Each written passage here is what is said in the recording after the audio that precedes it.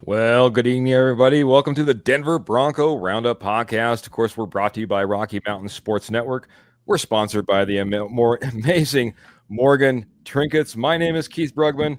I'm going to be joined by my good friend Jody Moncrief. But, first things first, man. We're going to be going over the NFL honors. So whether that means Bo Nix, Rookie of the Year, Sean Payton, Coach of the Year, Defensive Player of the Year, Patrick Surtain, those are all going to be our agendas and our topics. But I got something I need to share with everybody before we even get rolling. If you haven't heard, if you haven't seen, we did put it up on our social media out on Facebook. But I'm just going to post this up here, and I'm going to make a quick read. This is from our good friend Albert, and he says, "Hello, Posse. With deep sadness and regret, I have to say goodbye. After much consideration and my job getting in the way, I'm no longer will get to be part of the Horsemen. I hope to see you on the show when I can. Place a comment or two. For now, go Broncos and good luck, DBR. Yours truly, the Mile High Dutchie." It is with great sadness that we see Albert move on, not being part of our podcast. Was certainly a cornerstone, was always the optimistic Denver Broncos fan, and loves his team, man. And we have a much love for him. Jody, heck of a way to welcome you in, I know. But, I guess if you have a few thoughts, few things to say about Albert before we move on, buddy. Just sad to see him go. He was a big part of the Four Horsemen, and wish him all the best. And if he ever wants to come back, there's always room at the table. There you go, buddy. That being said, Albert, if you're out there, you're listening, or if you're watching after the fact, do want to see if we can invite you on, if nothing else, for a spot or two in the future. So if you're up for that, I would. I'll be reaching out to you, buddy. Hope that works. So, got to say hello to the posse, though. Got to say hello to Paul Schaefer. He's saying, "What's up, Broncos family?" Graham's coming in here and says, "Guys, Avalanche talk for a second. Mikko Rantanen got traded." And a big old gasp. Yeah, Colorado sports, man. That's if you're an Avalanche fan, you know how much that does take the breath out of your air out of your lungs, the breath out of your mouth, I guess you could say. So it's okay, Graham. Talk a little Avalanche for a second if you wish. Our good friend Ernie Mays coming in here saying, "Go Broncos country only. Bo Nix for 6. Broncos first Super Bowl 32. Was Super Bowl 32, January 25th. So he just reminding us that, man, we're just a day away from that anniversary of the Denver Broncos' first Super Bowl, man. What a day it was, man. What a day it was. Still can't, again, this one's for John. There was no better ending to a Super Bowl than this one's for John. That was amazing, man. Got to get through here. See who else is up here. Judge Dredd, the maestro. Howdy, says Paul Schaefer. Definitely going to miss Dutchie. Coming in from Phil McLaughlin. Thanks for the hard work, Albert. Absolutely. Lots, years of hard work. So we appreciate everything that he put into the show. That stinks. Dutchie brings the color commentary. He is a painter. I was a painter for over 20 years. Again, guys, I understand there's going to be a ton of love, and Albert's going to be missed, and hopefully we can kind of kind of move on and bring the best of what Albert brought into every single podcast every single week, because he did bring a lot. Evening, fellas. Albert, best of luck in the future. It was a pleasure getting to know you. I know I will see you again, but you will be missed, says Mr. Kenny Kirkpatrick of the amazing K&K Sports Show. If you're not checking them out, well, you should be. You got a little surprised Let's Talk Broncos podcast with Kenny himself. So check that out. You got to check out the K&K Sports Show. Tons of podcasts. But Kenny, thanks for jumping in here. Paul Roy is coming in here and saying Broncos Nation forever. Yeah, I did mean for Super Bowl win. I guess it was for Super Bowl win. We had a few too many appearances before we got the win. I have a face for radio, but count me in. Paul, if you're seriously interested, hit me up. We can always talk. All right, Jody.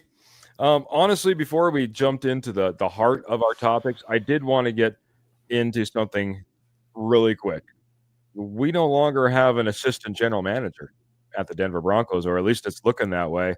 Talk just a little bit, Darren Mogi, if I remember correctly. Mogi. Talk a little bit about Darren Mogi. How big of a loss do you think that's going to be for the Denver Broncos?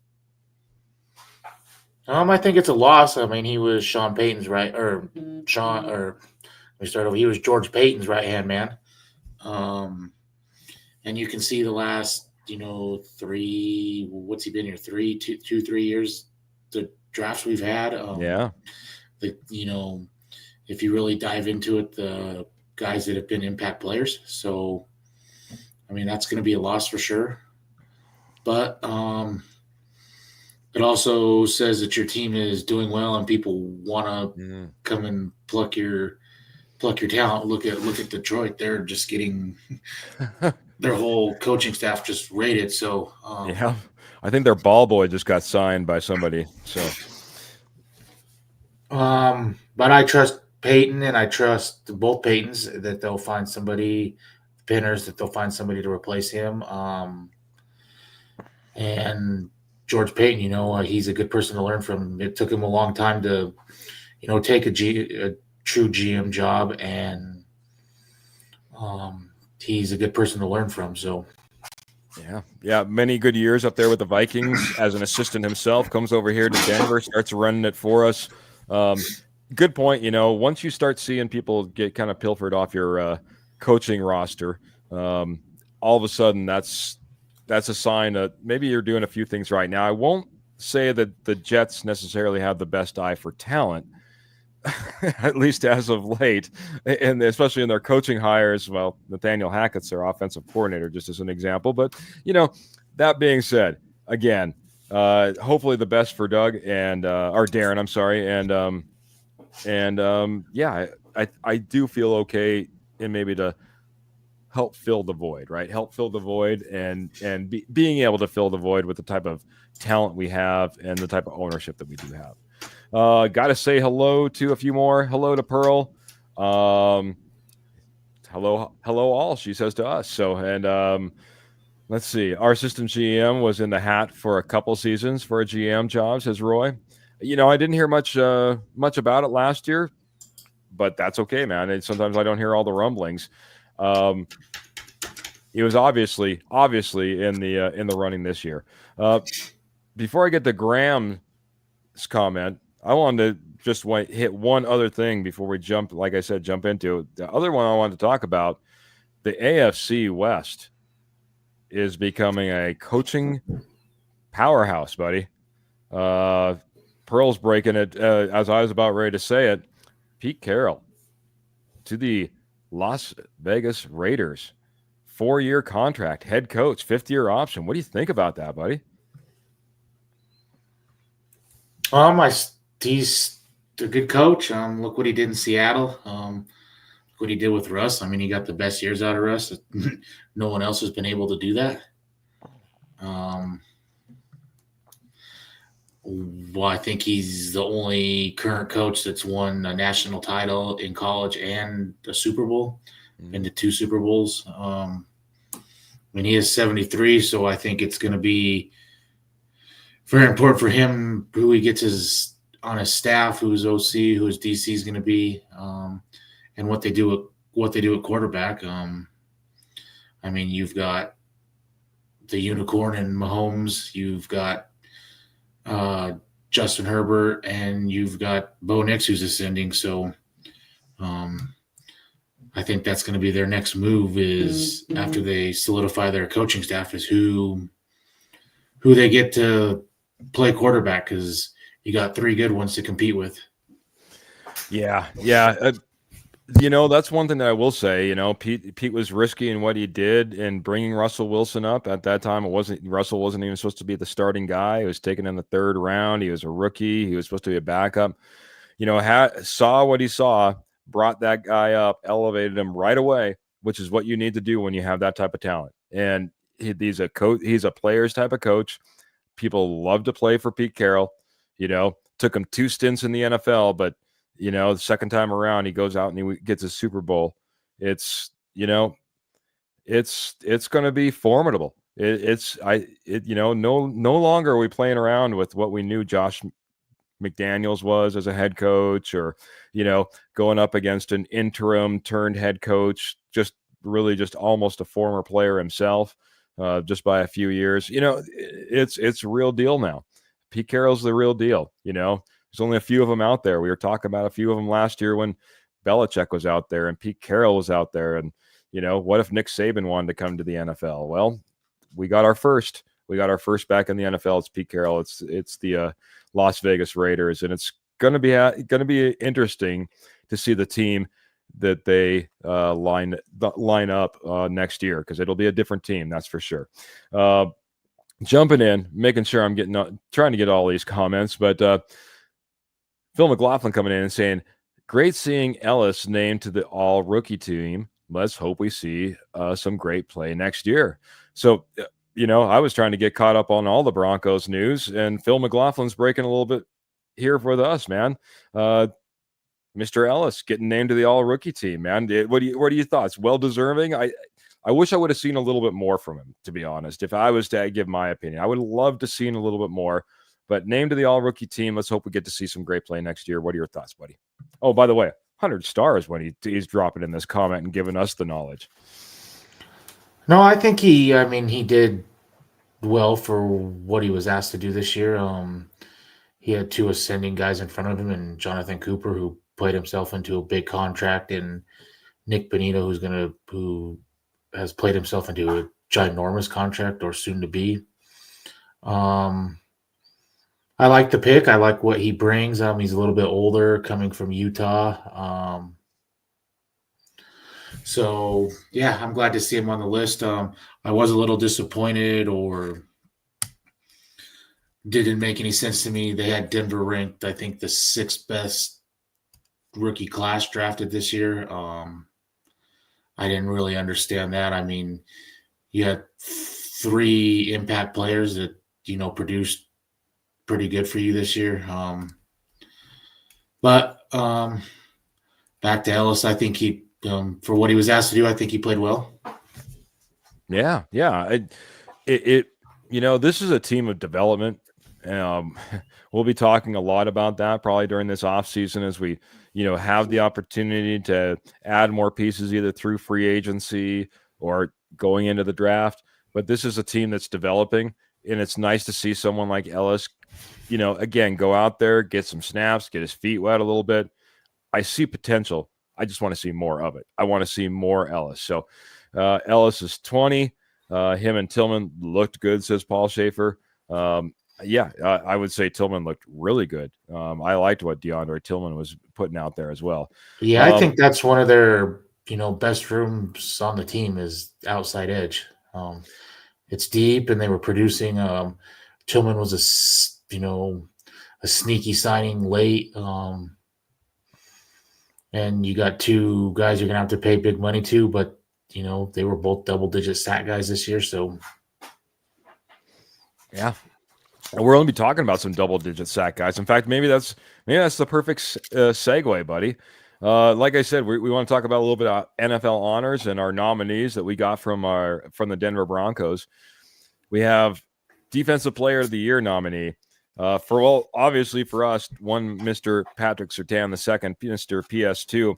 But just to go through these other nominees, Zach Bond, Eagles linebacker, Myles Garrett, Browns defensive end, TJ Watt, Steelers linebacker, and Trey Hendrickson, the defensive end from the Bengals. Where do you want to start on that list, man? Do you want to start with our Broncos? Do you want to start with some of the other guys? I'll leave it up to you, buddy. I think they're all deserving. Myles Garrett, the reigning defensive player of the year. I think he had a little not as good a season as last year, but he still had a good season. TJ Watt, I was the betting favorite for a long time till right at the last when Pat Surtain took over. Zach Brown was a surprise for me. He was first team All Pro. Kind of came out of nowhere, but did a great job for the Eagles. And then Trey Henderson, he led the NFL in sacks. On a bad defense, really, in Cincy. So when we seen him firsthand in the Cincy game, so they're all deserving. But I think this stat, and I think it's the last couple of games skewed it a little bit. But they said for a long time, quarterbacks had better stat if they threw the ball on the ground every time than throwing towards Pat Surtain's way. So, he only gave up whatever they said, like 50 catches all year. So he doesn't get the ball thrown to him, and that's the best thing. It also allowed Riley Moss to develop fast sooner than maybe he needed to, but that was good. There's really nothing you can not say about Pat Surtain. He's a leader. He changed the whole Raiders game with that pick six, and that kind of turned the whole season, around and started us on that little winning streak. If I had to bet, I think he should win this award. He just is a great player. Well, I love the confidence there, man. Maybe channeling a little bit of Albert Mile High Dutchy there with the confidence in PS2. He is up against big competition. Myles Garrett, maybe not the biggest, year or the best year that he ever had, but a guy had 40 tackles and 14 sacks, 3 forced fumbles. Not a bad year altogether. TJ Watt is the one that is kind of surprising. He's the leading candidate, but 40 tackles, 11 and a half sacks, the 6 forced fumbles is pretty nice. That is pretty nice. I'll give you that right there. But Zach Bond with the Eagles, the funny thing is he's the guy who, if you just look at stats, you would say he doesn't even belong on the list. 93 tackles, 3.5 sacks, 1 interception.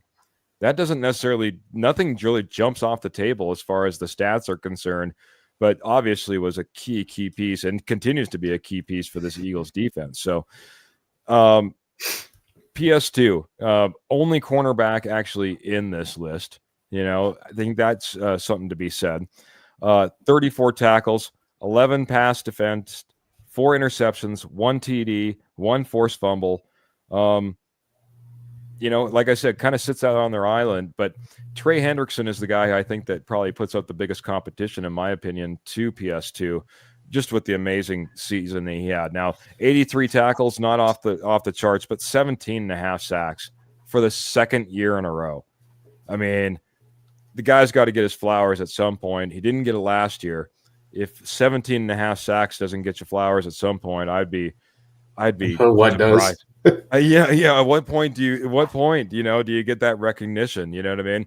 So I think that's probably one of the biggest pieces of competition for PS2. And honestly, I think he might end up walking away with it just because I think it's his turn. Last cornerback to win the award, Jody, Posse? Charles Woodson, I think. Oh, you got the next one. There was one in between. Charles Woodson in 2009. Stephon Gilmore did. Bang! Look at this guy, man.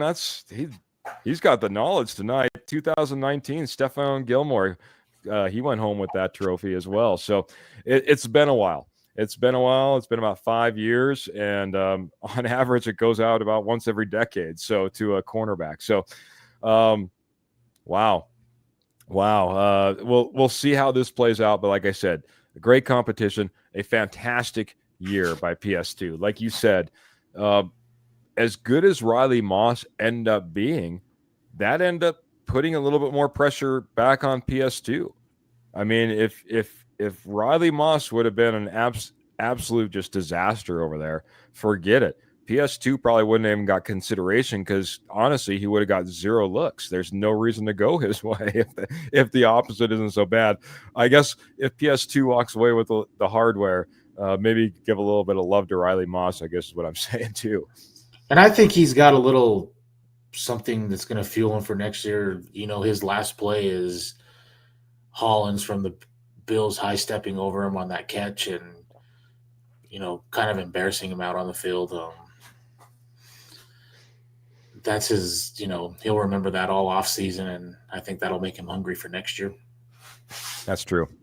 That's true. That last game, that was a little rough, man. That was a little rough. Boy, man, getting through this quicker. PS2 deserves it. I like some of these comments. A lot of coaches talk, man. We could have done a whole thing on coaching talk tonight, man. That's the thing with PS2. It's hard to just go off of stats because if you're not getting thrown at, it's hard to rack up the interceptions and tackles and stuff. No stats is good stats, in my opinion, when you're a corner like that.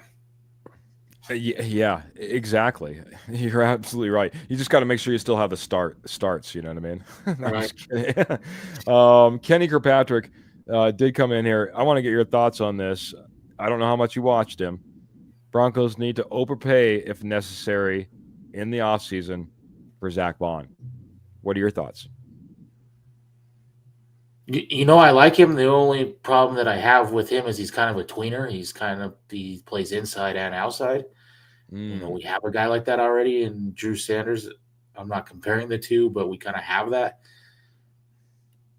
It's an important position that Denver needs to address this offseason. I want to see them go get a true linebacker that can cover 3 downs. They haven't had that since probably Danny Trevathan. Yeah. 15, 16. So they're well overdue for it. It started to be a liability towards the end of the season. You've seen a lot of crossing routes and different things over the middle. I mean, Sternad is a backup. Cody Barton was playing a different position when Singleton went down. Besides getting Bo Nix weapons, I think it's the most important, thing that Denver needs to upgrade this year on defense. Fair enough. I'll be honest. I'd like to see a little bit more tape, film footage before I comment on that we need to overpay. But maybe that's the solution. Maybe that, I had a little conversation a couple episodes ago about, sometimes you have to pay for what you know rather than, going out and maybe drafting for what you hope for. So it maybe it's the position. That might have been an overpay to get him out of the Giants division. Yeah. Yeah. Overpaid means he's not a team player, says Paul. Not necessarily, man. You're getting wooed by multiple teams, and you're just having to be in the running. I don't discredit anybody for passing up money, in hopes that you're going to be able to, only be on a winning team. So, I can't go down when everybody's out there offering you big money, I'm like, no, I'm going to pass all that up. I can't go down that road. I mean, you take what you can get when you can get it. I mean, What's the NFL average? 3 years. So non-guaranteed contracts, whole 9 yards. There's a lot of benefits to it, but there's a lot of not benefits too. So Yep. Pearl, and just kind of closing up on this. How about paying them for what they're worth? It only takes one person to decide they're going to pay them a nickel more, and now we're out of that situation. And when it's a highest bidder type of situation, people can go a little crazy and get it way out of whack. You can ask the Browns how happy they are with their Deshaun Watson contract, just as an example. So I'm going to go ahead and I'm going to go over to Coach About of the as Year. happy as Denver is with Russ's. Uh, yeah. Well, yeah. One more year, Jody, and then we're free and clear. Circling back to that, I know that we were kind of in the chat a little bit. Maybe there's a good way to kind of wrap up, this part of the conversation, hit our sponsor break, and then get into Rookie of the Year and Coach of the Year. Do you think Russ is coming to the Las Vegas Raiders? What's the probability of that in your mind? 5-10% maybe. Oh, very good. I think that his little whatever stint kind of wore thin in Seattle towards the end, and ultimately Pete Carroll had to sign off to get rid of him. I mean, you can go back and look at his last season after the thumb injury that he came back a little bit early. I mean, he was balling at the end, so there were some, in my opinion, behind the scenes things that made Seattle want to move on from him. So, and I think Pittsburgh, they don't have a quarterback. Justin Fields isn't under contract. They're right in the middle of the draft. This is a very weak quarterback class. Do you reach for a Quinn Ewers, who probably isn't even a first-round draft pick, or Jackson Dart, or do you just re-sign Russ and run it back one more year? That's what I would say. He's probably going to be on the cheap still because Denver's paying him. So yeah, oh yeah, no reason to pay him anymore this year either. Wherever he goes, he's going to be cheap. Yep, absolutely. One more real quick one from Phil. Do you think that we get Rizzy for special teams? Yeah, I think he's a Sean Payton guy, and I think they'll end up with him. I mean, once you're a Payton guy, I mean, he's loyal to the end. So it's why I'm surprised that VJ's still around. I'm surprised he hadn't went out and swooped up Dennis Allen right away. And I'm going to be in agreement with you. Like we kind of talked a couple episodes ago, there almost had to be something in place for moving on from our special teams coordinator in a year that it didn't seem like there was a whole lot of reason to move on from your special teams coordinator. I mean, I know that we doinked one. I know that there was a blocked field goal, but 2 plays is pretty rough to move on when you're top 5, top 10 in a lot of these categories. From the stuff I've heard, between the Kansas City debacle at the end and then Westhoff retiring for health reasons, and all was, de facto special teams coach, it was kind of a foregone conclusion. He needed a scapegoat for something, and I think, because he even said it after the press conference, if they would have beat Buffalo, he thought that they had a really good chance to beat Kansas City. So yeah, I think that really embarrassed him. Fair enough. Yeah, I think it maybe, like you said, probably stems all the way back to Westhoff and was maybe something in the works a little bit before, but here nor there. Maybe Rizzy gets here. It would certainly make sense. It seems like all arrows point to that conclusion, but hey, you never know, man. It's a big league. There's a lot of guys out there, and we're just trying to, find the low-hanging fruit sometimes. Sometimes that's the easiest way to figure it out. So one thing that I need to tell everybody about is our amazing sponsor. Our amazing sponsor is Morgan Trinkets. Morgan Trinkets has been in business for over 34 years, selling you Southwest jewelry, Southwest pottery, and estate gold at wholesale prices. Once, like I said, nationwide, now they're just in your backyard, northern Colorado, southern Wyoming, doing fantastic shows. As a matter of fact, Pearl's coming in here and letting us know, show tomorrow, Boulder City Fairgrounds, Longmont, Colorado. So anybody that's in that area, please go on out, check out Morgan Trinkets, check out Pearl, check out all the amazing Southwest jewelry, Southwest pottery, estate gold at wholesale prices, and silver, all 100% sterling silver as well. But if you can't make it out of the show, I got another way for you to get in contact with Pearl. You just head on over to Etsy and type in Morgan Trinkets Co. That's Morgan Trinkets Co. Morgan Trinkets Co. And there you are. You got access to everything that Pearl has to offer. You got access to Pearl and conversations and the whole 9 yards. Check out Morgan Trinkets. That's Morgan Trinkets on Etsy. Just type in Morgan Trinkets Co. That's Morgan Trinkets Co. Morgan Trinkets for Southwest Jewelry, Southwest Pottery, and Estate Gold at wholesale prices. Appreciate all the support too. All the support that you've shown. Pearl, she's had fantastic shows all year. Many of our posse members have came in here and supported Pearl and Morgan Trinkets. We appreciate you so much supporting our sponsor, so they continue to want to be our sponsor. It's a great little pairing that we have there. Speaking of great little pairing, Albert Knoppers, he did get a chance to jump in this evening saying, I will miss you all as well. Have fun with the show, y'all. And Albert, good to see you. Glad you could jump in here. We're going to have a fantastic show. And like I said, we miss you. They miss you. And we'll press on as best as we possibly can. Morgan Trinkets, get some. I love that, Paul. And guess what? Pearl does too. Let's hit it, man. Let's hit the Coach of the Year, man. Coach of the Year was one that maybe this was the most surprising category that popped up for me among candidates. You can only have 5 candidates out of 32 in order to nominate to this post. Sean Payton gets nominated, man, with, if you're looking at it from just a record standpoint, the worst record among the 5. Dan Campbell in the Lions, Kevin O'Connell in the Vikings, Dan Quinn and the Commanders, Andy Reid and those hated Chiefs, and of course Sean Payton and our Broncos. Man, where do you want to start on this one, buddy?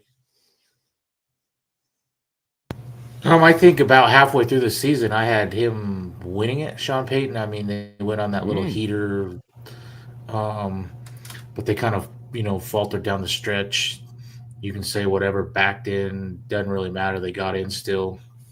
I don't think he's going to win it, but I think does put the other teams on notice that, Denver's here. And I hope that Sean Payton has gotten out of his – he's shown off that Nick's was the right choice. He can win with the 6th quarterback taken. So I'm glad to see him. I mean, because if you look at everything, where were we 2 years ago coming out of, the Nathaniel Hackett debacle, that whole mess, and in 2 years he's taken this team from 5-12 to a playoff team for the first time in 9 years with a rookie quarterback. So I mean, he's done impressive things. Is he perfect? No, but I think he was the right coach for this team. He's definitely the right coach for Bo Nix. And like we've been saying in the chat, I think as soon as he gets Nick's upgrade of the weapons and stuff, there's no reason that this isn't a 12-13 win team next year. Yeah. Things fall right. Everything falls right. It falls right as far as what you bring in, as well as, hey, we need to continue to be up there with Lowry and the health and stuff like that. It's nice to be finishing up near the top 5, top 2, number 1, whatever it happens to be, and be a healthy team that can get through the entire season, that has a good rotation of players. And then you start adding talent to them. And Sean Payton and what he could do with Bo Nix in this offense, you're absolutely right, man. The sky could be the limit. Now that we're starting to talk among some of those other teams, like a Dan Quinn who took 12 wins, or maybe even a Kevin O'Connell who took home 14 wins in the season. Along the lines, I just wanted to bring in here and say Kenny's saying regular season, he'd have to give it to Kevin O'Connell from the Vikings if we're just going off the regular season. And that run that they made up until the playoffs looked pretty dang good. Also got to say hello to Karen. Karen's coming in here later. It was Pearl that was coming in late, letting out the corgis. Now it's hi all, happy Friday from Karen. Good to see you, Karen. Glad you could join us. It's never a Friday without you, and it seems like we get you every Friday now, which is fantastic. So Paul's coming in and saying Campbell should win with all their injuries. 14-3 record with Sam Darnold as your QB, says Kenny Kirkpatrick. I think It was that's where I'm leaning. Sam Darnold has done nothing since he's been a pro. yeah. And what Kevin O'Connell was able to do with him getting over 30 touchdowns, 14 wins, it was pretty impressive. Yeah. Andy Reid's with the Chiefs. He shouldn't even be in this year. It is no different from last year for him to tell him to get rid of the dynamic duo. And let's see how good of a coach he is then. Yeah, coaching is about as good as your players, though. Sometimes you're never going to have I guess we technically had one of the worst rosters and still got coach of the year if you want to talk to the pundits. So Nix is the right pick. Number 6 is Ernie Mays, and that proved out to be true, man. I got almost we were doing a kind of a conglomerate article, and almost got it all done, but a lot of accolades had to go out to Bo Nix being picked number 6 and 6 quarterback taken, and then getting the start from the very beginning and leading this team. That's all I'm going to say. Clayton coming in here and saying, hey guys, smash that like and share. And man, what a great reminder, Clayton. Like I said, I always fall behind. I always forget. Hit that like button and share and subscribe and tell all your friends and help us grow, because we love having all you in here talking a little bit of Denver Broncos. It's always a fantastic night with the posse rocking. So I got to bring this up. Paul says it's funny Sean Payton likes having a fullback but doesn't run it enough. There's a little bit of truth in that. Great way to top off a Friday. Thank you, man. Denver and Washington coaches in the same boat. The only way I could see is he is still in the running. Only way I could see is still in the running. The quarterbacks have been big for both of these teams, and we'll be talking about quarterbacks more. But Dan Campbell, he didn't. I think he was last year's coach of the year, if I remember correctly, right? Yeah, he was. Yeah. Okay. Kevin O'Connell, Dan Quinn. I mean, talk about a guy resurrecting his coaching career, man. I didn't think that Dan Quinn would necessarily be able to pull off what he did. I mean, anybody that rises of the ashes of the Dallas Cowboys right now, good luck to him, man. Andy Reid, perennial nominee anymore, and it's tough when you're not to be when you're winning the way they are. And Sean Payton, like we talked about, I guess, a little bit ad nauseum now, just the work he did with his rookie, kind of like Dan Quinn. I could see this going any which way, man. This would be the toughest vote for me to probably cast, man. If I was going to cast my vote, though, you got to get it up to Andy Reid. No, I'm just kidding. I was going to say Andy Reid if you didn't hear, but I was just giving you a bad time. No, honestly, boy, Kevin O'Connell. Kevin O'Connell is probably the way I'd have to go. I really loved Kevin O'Connell. I wanted him as our coach. I wanted him as our coach when he ended up taking the Vikings.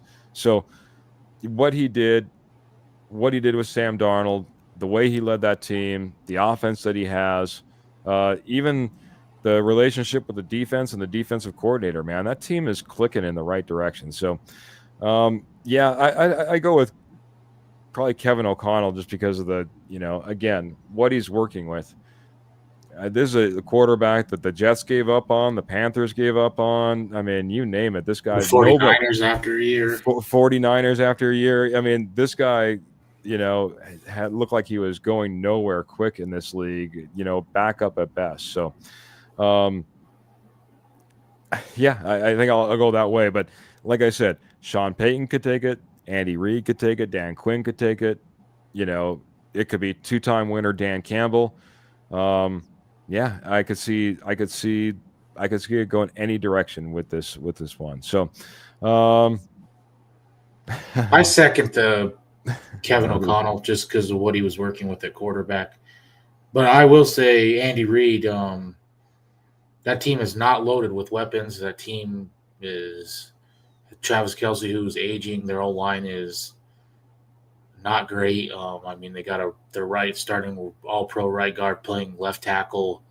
Um, their starting running back was hurt most of the year, and they just find a way to win. The guy, whether you like the Kansas City or not, he's an incredible coach, and if he goes all the way this year, I think he may go down as the greatest of all time.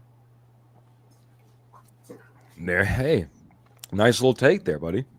I like that. That's something you got to consider. I hadn't even let that enter my head yet, but you're absolutely right. I mean, if you look at the full picture, when Patrick Mahomes came into the league, he couldn't even read a defense, and look where he's taken this team.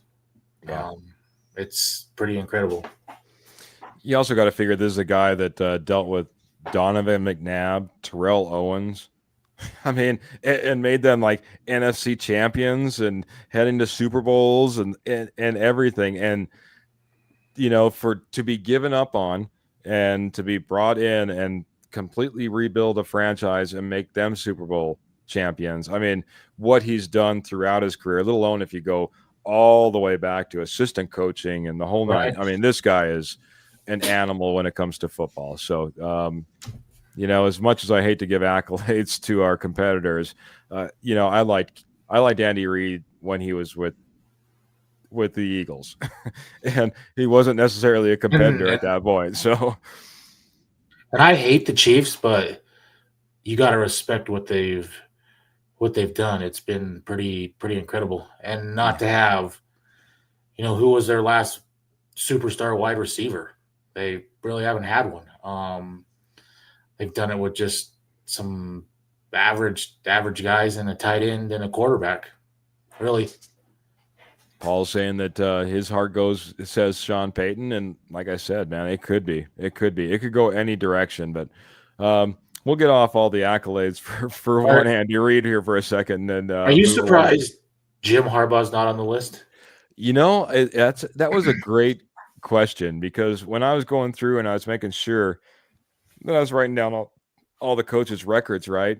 And I kind of didn't dawn on me until I started really writing it down that, they're the Chargers sitting a game ahead in front of us, right?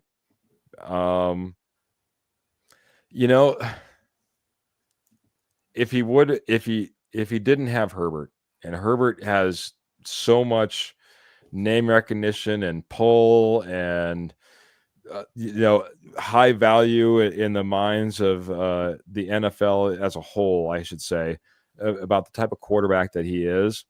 I think that's the only thing that hurt him, because honestly, if you look at the dead cap that the cap room hell that he ran into, the weapons that he had to trade away or give away or whatever else, and the team that he had to put together to do what they did, it was a pretty impressive season, man. Good call. Your thoughts? And he did it taking the long-term approach, I guess. I mean, with their first-round pick, he could have taken the best wide receiver on the board, and he knew Joe All was going to be a top right tackle, and he built from the inside out, which I always agree with. So did it with what was Ladd McConkey, like a third-round pick or something? Did it with him as a really only playmaker. Yeah, another impressive. I'm sure if there would have been 6 nominees, he probably would have been. He had to be the next one in line. I can't imagine it'd be anybody else, in my opinion. But enough accolades for all our other AFC West division opponents. Man, goodness, we went down that one quite a bit, man. We got to get to Rookie of the Year, man. We only got about 10 minutes to be talking about this, but man, this is a stacked one, man. This is the fun one, man. I'm going to just run through the list real quick, man. You start wherever you want. After I get done, we have Mr. Brock Bowers, Raiders tight end. We have Mr. Jaden Daniels, the Commanders quarterback. Malik Neighbors. Hey, Kenny, are you out there? Malik Neighbors. Giants wide receiver. Brian Thomas Jr., Jaguars wide receiver. And, of course, our very own Bo Nix. Bo Nix for 6, Denver Broncos quarterback. Where do you want to start, buddy? I think of all the awards, I think this is probably the easiest one to give out. After watching him the last two playoff games, I think Jane Daniels kind of has this locked up. I mean, he's been, and I know it's only a regular season award, but he's been incredible. I mean, he does have a little more playmakers than Knicks, but they're not loaded on, with talent there. I mean, they've got Terry McLaurin, Zach Ertz, a nice tight end, and some average guys just like Denver. And he's probably put himself as a top 10 quarterback already as a rookie. And he very well may take him to the Super Bowl as a rookie. That's pretty impressive. So I think that one's pretty easy. Of the three we talked about, I think he's the easiest winner for me to pick. Roy's thinking, and how close do you think this will be then? It'll come down to Bowers or Daniels. Do you think that Brock Bowers makes a good run, maybe even comes in the second position because of the season that he had? And I can run through some stats at any point, but might save it for myself. Yeah, I do, just because of the stats he put up as a tight end with, bad quarterbacks throwing to him.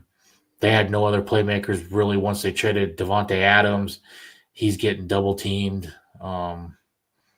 He's probably the best tight end in football as a rookie, and that's pretty impressive to say. And I think just the way Denver kind of fell off at the end, the way they lost, it wasn't Knicks' fault. I mean, he was putting up incredible numbers, but it was just they weren't winning. Mm-hmm. I think it'll be Daniels 1, Bowers 2, Knicks 3. Yeah, I could see it. Now, if you would have asked me in the middle of the season for long stretches of the season, I think I had Bo Nix as the favorite.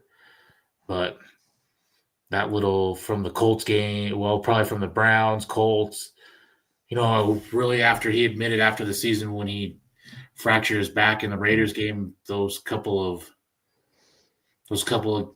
games, and then and then people will look at it as they backed into the playoffs. I think that kind of hurt him. But I'm happy with Nix. I think he's the right guy in Sean Payton's system, and I have no complaints there. So I agree, man. Karen's coming in saying Daniels will win it, but other than a couple of things, Bo was right there, and she says I believe. Also got to say, and I just don't. Hopefully, I didn't miss it. No, I'll catch it up here. I'll catch it up. Oh, there it is. Because Michael Ronquillo came just in a little bit later than usual, but he's saying good evening, Keith and Jody, and go Bo Broncos. He's dropping 100 stars and giving us the orange and blue hearts in that mile high salute. So good to see you, Michael, as well. But there are things like in the awards that I think are in the voting that make no sense to me. Like 1 month, Daniels won Rookie of the Week 3 of 4. Knicks won it once, and he got Rookie of the Month. So some of it doesn't make sense to me. But I agree. Well, I'm going to go through here. I'll read through some stats just to kind of give everybody just a premise of where these guys sit. Starting off with Brock Bowers, 112 receptions on the year. So he's over 100 receptions, 1,194 yards, almost 1,200 yards. This is a tight end with 5 touchdowns. And that's the reason this guy's getting a lot of accolades and getting nominated and is one of the biggest competitors in this Rookie of the Year competition. If he was on a team that won, I think that it would be neck and neck with him and Daniels, really, if the Raiders had a winning season. Yep. I agree, man. Brock Bowers playing for the Lions instead. I mean, look out, all of a sudden your stock rises just a little bit. That's a good call out too, man. Sometimes it depends. And the Commanders have come on strong and caught a lot of eyes and a lot of attentions, and a lot of it has been because of Jaden Daniels. His 3,568 yards, 25 touchdowns, 9 interceptions, 47 sacks. Boy, that guy's been hit a lot this year, man, a lot. So, and hats off to him for staying upright, staying I healthy, just and staying get in the game. I get bad vibes when I watch him. Sometimes he's small for a quarterback. The amount of hits he takes, and he just kind of reminds me of RG3. He's one big hit away from, you know, he's either going to have to put some weight on or do something. I don't think Yeah. he can continue to take those hits for the next 10 years. No, I don't think that's a long-term solution. Malik Neighbors, Kenny Kirkpatrick, Malik Neighbors, 109 receptions, 1,204 yards, 7 TDs. You're talking about the guy that's probably most compared to, well, Brock Bowers as far as the stat sheet is concerned. I just read off those numbers. They're almost identical. Brian Thomas Jr., though, 87 receptions, 1,282 yards, 10 TDs, certainly led in that category as far as the touchdowns are concerned. And then we get to the only quarterback that's not, or the only other quarterback, I'm sorry, that's nominated outside of Jaden Daniels, Broncos quarterback, Bo Nix, 3,775 yards, 29 touchdowns as a rookie, more than what we saw from Jaden Daniels. Did have more interceptions, but we started off a little rough, Jody. 12 interceptions on the season, but 4 interceptions in those first 2 games really put him on the wrong course to having a good year as far as INTs are concerned. You know, I agree. I agree with you. I agree with Karen. I think this is Jaden Daniels probably award to walk away with, but at the same time, Bo Nix is not that far off. And for the type of game that he plays versus the coach that he's paired with, it doesn't get much better. And very true for what Jaden Daniels has going on as well. I mean, it's going to be this we could be looking at a couple of great quarterbacks that we're seeing play in either side of the NFL, AFC and NFC, for multiple years to come. If, as Jody said, as long as Jaden Daniels can find a way to stay healthy, put on some weight, not take too many hits. So, wow, man. It's going to be February before we get the NFL Honors Award. It's going to be exciting. It's going to see it's always good when you're winning these awards. By the way, I did go back and I was just looking at the awards for Rookie of the Year. Last year, quarterback CJ Stroud. Year before that, wide receiver Garrett Wilson took home the hardware. Before that, wide receiver Jamar Chase. Before that, Mr. Justin Herbert. Just kind of talking about him just a little bit ago. Kyler Murray and Saquon Barkley. And since he's on everybody's lips as of lately, Alvin Kamara the year before that, and that was 2017. Running backs, it's been a while, but quarterbacks obviously are always in the mix, including last year. Wide receivers in there as well, but I feel like it's more of a Jaden Daniels or Brock Bowers this year, and I didn't even look to see if the tight end had ever even won Rookie of the Year, but I imagine it's got to have happened. I mean, I'll have to go back and look now. Now I'm curious. What I always think is incredible is 3 of those rookies were at LSU last year. How they didn't win a national championship with those 3 guys. That's very true, man. That's very true. That's what I like about Jody, man. He follows the college game as well as following the NFL game, so he's pretty on top of things like that. He sometimes can show me up with his knowledge in the college football realm. So it's 100%, man, 100%. I appreciate everything that you bring. You know, I was trying to look to see if I could find the comment. I think it was Phil McLaughlin who came in and asked this question. Roy's coming in with a very similar one. A lot of people concerned about a sophomore slump. What do you think?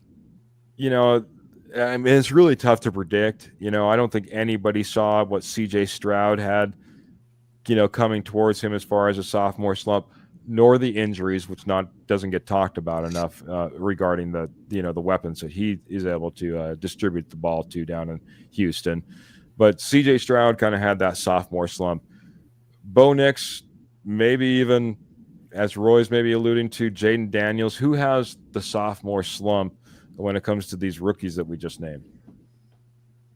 Honestly, I don't see either one of them really. I mean, Jaden Daniels, we've praised him enough, but I mean, he's just an elite quarterback. He does everything very well. And, Bo Nix has Sean Payton, and I think that sometimes is overlooked, a Super Bowl winning quarterback or head coach. And Denver's going to get him more weapons. I think that's only going to make him better. And he had 61 starts in college. That gets overlooked a lot too. He puts in the work. You can just tell, every time he interviews and stuff, he brings up Super Bowls a lot. We didn't get to the Super Bowl this year, so we didn't meet our goals. When I asked him with like 3 games left, we're going to win the last 3 and win the 3 in the playoffs, and we're going to win a Super Bowl. I mean, that's what he wants. He's going to put the work in. He's now the number 1 guy this year. He's not going to have to battle to win that spot. So I honestly don't see either one of them having a slump next year. Yeah, I love the projection of Bo Nix. And that's what I'll talk to right there, is that I'm not going to try to pretend that I've watched every team and watched enough tape, but I do know our team. I do know our tape. Like you said, the college experience that he has, the starts that he already has underneath his belt, the fact that he took the reins from the very beginning, the fact that he was captain of our football team, or one of the captains of our football team. He's a leader. He wants to win. They can't keep him out of the building. He's everything that you really he's the all-American dreamy quarterback, in a lot of ways, man. I hate to say it, man, but it's just, everything that you kind of want out of a quarterback, doing everything that you really would expect and want. So, boy, it's really tough to account for a sophomore slump out of something like that, especially when, better cap room and, we're not heading into a downturn in any way where it's like, oh, we're going to lose a few guys. We locked up a lot of guys during the season or right before the season in regards to PS2. We're sitting very well in order to continue to grow and put weapons and make sure that we don't take a step backwards. I don't see a step backwards for Bo Nix. Now, whether that's, a Brock Bowers takes a step backwards, or a Jaden Daniels, or a Brian Thomas, I'm not really sure. But Bo Nix, I have good feelings about. Michael Ronquillo dropping stars, but he's just making a comment. Rookie quarterback has never won a Super Bowl championship in their first year in the NFL. Still waiting for that. We knew that we had a chance. I was hoping that, we could put together a season like that.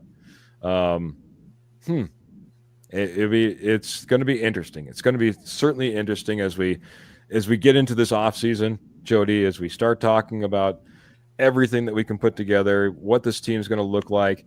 I expect there's going to be changes, but I expect some similarity as well. It'll be interesting to see how this team turns out. It'll be interesting to see if we have a defensive player of the year, if we have a rookie of the year, if we have a coach of the year as we head into the 2025 season, man. All right, man. It's about time to wrap it up. I'll check some more comments and see if we got anything else going on, but I'd love to get some final thoughts from you before we run out of here, bud. All in all, I mean, we ended on a bad note in Buffalo, but well, in my opinion, we found our franchise quarterback. We get the biggest chunk of Russ's dead cap off of the books. Just like I wanted. And we've tasted the playoffs for the first time in 9 years. I mean, that was big for everyone. Kept them hungry. I just expect them to continue to grow. Hopefully get a few big splashes in free agency and continue to draft well. I've seen multiple reports that if we get a true three-down running back, GMs out there say this is a 13-win team, and I agree with that. It was something we lacked a lot this year. Sean Payton knows it. I mean, he made mention of it multiple times. The fact that he didn't dress Audric Estime in the playoff game for a guy that had been hurt all year to get 2 carries. I don't think he had confidence in anyone in the room. And I think that will get addressed. The future's bright for Denver, and I'm excited to see where we go come draft time and how we can upgrade playmakers to help Bo Nix. I agree, man. It will be interesting to see how this team is able to build, how able to grow. I think we have all the foundational pieces really starting to come into place. We got great ownership. We got a great coach. We got a quarterback we can start to grow with on a rookie contract. We even got, if you want to look at that wide receiver room, which a lot of people are talking about upgrading, there's a lot of young talent in that room that can continue to grow. This is a very young team from stem to stern. And you got that in place and it's going in the right direction, man. I'll tell you what, sky is the limit, man. Sky is the limit. Can't wait to see what our Denver Broncos do, and can't wait to be rocking it with you, Jody, with Trevor, with the posse. But I do got to give just one more shout out before we go. Albert Mile High Dutchy, again, thank you for everything over the years. Yes. And thank you for everything that you put in. Got a lot of love from the posse tonight, and just know the love comes from us as well. We will rock on 3 horsemen style for the time being. So Paul came in early. I want to do a little bit of an Albert rundown. So I just got to say thanks to Paul and Graham and Ernie. We had Phil McLaughlin, who also dropped stars when he jumped in. We had Paul Roy. We had Mr. Kenny Kirkpatrick. We had Mr. Roy Osborne. Pearl came in. Hello, Pearl. Always good to see you. Remember to check out Morgan Trinkets. Morgan Trinkets, our fantastic sponsor for Southwest Jewelry, Southwest Pottery, and Estate Gold at wholesale prices. What else we got here? Just making sure I didn't miss any other names, because I've been jumping all over the place, and I don't keep track like Albert did on the side. I've been trying to keep track of the conversation, everybody that's been in here on the posse. Again, just a fantastic night. We continue to grow, continue to get bigger. Karen, thank you so much. That was another name that I knew that I needed to get to. Mr. Clayton coming in here saying hello as well. Scott Sigley, good to see you, sir. Michael Ronquillo, if I didn't mention it, because I know that you came in a little bit later. And again, all the posse just jumping in here, being a part of the Denver Broncos. Patrick Wiltsey, I just saw your name as I went scrolling by. Hi, Patrick. Sorry I missed you a little bit earlier. Man, it's been a fantastic show. It's been a fantastic year. Can't wait to get into the off season with every single one of you guys and gals, and really just get behind this team, man. We're a team heading in the right direction. There's no more exciting time than to be coming on here, podcasting, coming on here, talking Denver Broncos with the posse, with Jody, with Trevor, and we hope you join us every step of the way, man. We go live every Tuesday, every Friday, 7:30 p.m. Mountain Time. Make sure that you join us. We're on YouTube. We're on Facebook. You can even find a few of us over on X, so check that out as well. Check out the Rocky Mountain Sports Network website, RMSN. All right, I'm going to have to pull it back up. RockyMountainSN.com. I can't even remember. I'll make sure I get it back up there. All of a sudden, everything's flooding into my head. But that being said, we're going to be having another article coming out, and I'll make sure that I get it up there. In fact, I think I have here. If I really want to do it, I think I got a banner here right real quick. Oh, my goodness. No, I'm not even going to do that. Anyway, boys, girls, thank you so much. It's been a fantastic podcast. Can't wait to be back on here again, but we leave one way and one way only. Remember, keep your feet in the stirrups, keep your guns in the holsters, and as always, keep the Denver Broncos in your heart. Until next time, we're out of here. Have a great night, everybody. See you soon.